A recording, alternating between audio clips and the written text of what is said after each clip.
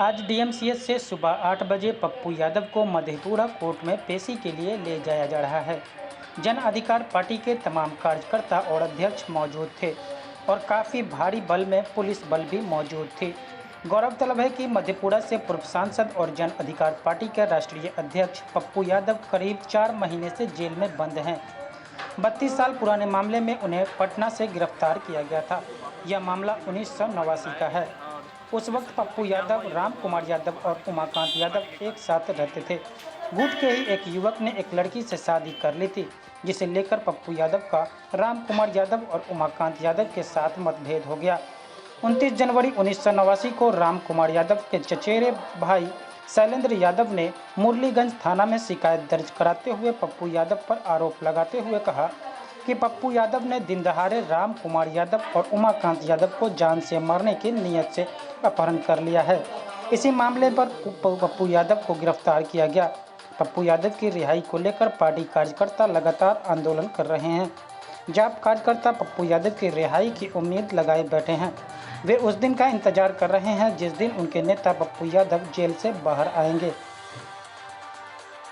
Date पर और आइए तो हम देख लेंगे।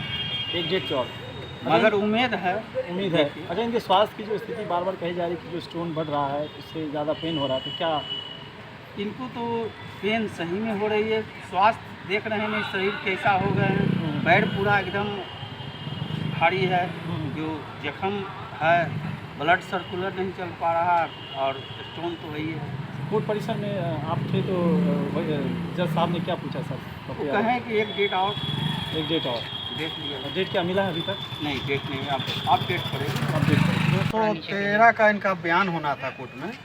बयान इनका दर्ज हो गया है। अगली डेट पर जो कहा कि गवाह क्लोज होने के बाद जो अभियुक्त होते हैं उनकी बयान होती है कोर्ट में, उसी के बयान के लिए आज कोर्ट बुलाया था।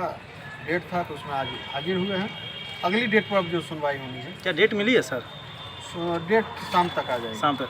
अच्छा सर, उनके स्वास्थ्य की क्या स्थिति है? सबसे बड़ी बात स्वास्थ्य तो है, अभी क्रिटिकल तो है। डॉक्टर के देख रेख में गए थे।